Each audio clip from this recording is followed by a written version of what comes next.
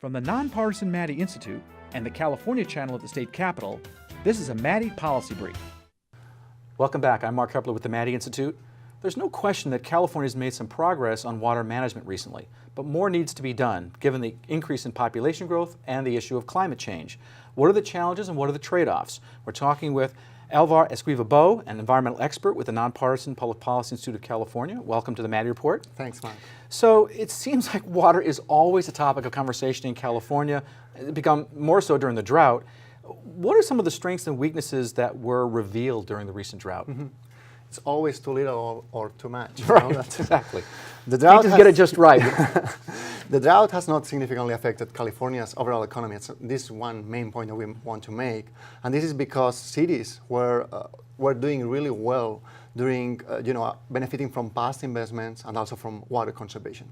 On the other hand, we have that many small, poor rural communities, especially in the Central Valley, have lost drinking water supplies as their wells went right, a lot of groundwater yeah. pumping, and all of a sudden, their wells that they're using for their drinking water are either contaminated or run dry. Yeah, and that's a really sad story that we have to address.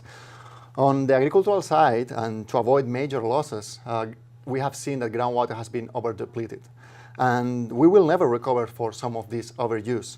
So we are creating additional problems on land sinking and also, subsidence wells, where the land actually sinks, because the water, you take the water up and the land just collapses. Wells are also going dry, as we say. Finally, the drought has also stressed the state's rivers, forests, and wetlands. So we have many, many issues that we have seen during I think one of the things you really saw as the drought was the increase in groundwater pumping. Yeah. And as a lot of people have said, it's really unsustainable. You can't maintain at those levels. Though, the truth is that when you do have droughts, it's not unusual to do groundwater pumping. Yeah. I mean, you probably should. It's just that the volume, because it's a pretty severe drought, it was a problem.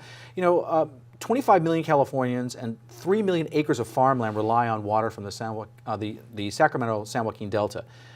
Yet the inability of the Delta's levees is a major concern. What needs to be done there? Yeah. Out of the many thousand miles of levees that we have in California, the Delta levees are the least reliable. So, and they are under That doesn't threat. make you feel good, No, does it? No, of course not. They are under threat because sea level rise, we have continued sinking of the islands, and also earthquakes that can come every day, And the Delta Stewardship Council has begun to develop a plan that will prioritize state investments in levees. There's a draft now under review, and it's expected to be adopted later this year.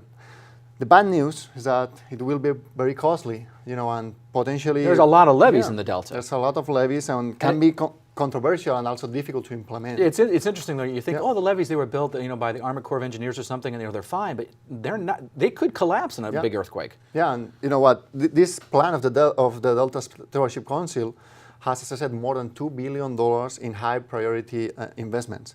So we'll need to assess what can we do with likely resources and what's achievable. Okay, so your report indicates that California has just begun to really deal with extreme flood risks. Where is California falling short and what needs to be done? Yeah. 1 in 5 residents in California live in areas with significant flood risk. 20% of Californians live in like a potential flood area. Yes. Wow. So we need to limit people living in flood-prone areas by coordinating city planning and flood management. That's essential, and also consider future conditions when approving new development. It's amazing that they have approved development where there it could possibly flood. You think that would be, frankly, a no-brainer? Yeah, and finally, we also have to consider climate change. It's likely to bring new flooding events in coastal areas, so we have to adapt for that. Right, more precipitation as opposed to snowpack, and so even exacerbates that problem. Yeah, of course. Okay, your report that local agencies raise almost $30 billion annually for California's water sector, but in spite of that, $30 billion, in spite of that, you're saying there's critical funding gaps. What are they, and what needs to be done to close those gaps? The three largest gaps are managing floods, stormwater, and ecosystems. We assessed in that report in 2014 that more than $2 billion per year are needed to additional? Fund, yes. Wow. $2 billion per year. There's another smaller but really important gap, and this safe drinking water. We need to provide water for these small communities that doesn't have access to economies of scale for cleaning their drinking supplies. But California has relied too much in bonds. So to fund most of the these needs that are kind of chronically underfunded.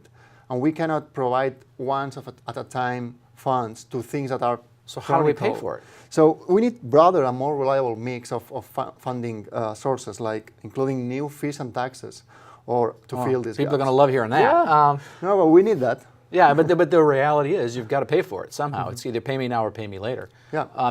It sounds like the cost of water is high. Wait till you don't have water, then you realize what the cost is really going to be. Well, no doubt California is going to still be dealing with water. It's a perpetual issue. For a more in-depth analysis of this and other public policy issues important to Californians, please log on to our website at maddyinstitute.org and click on the Policy Analysis tab.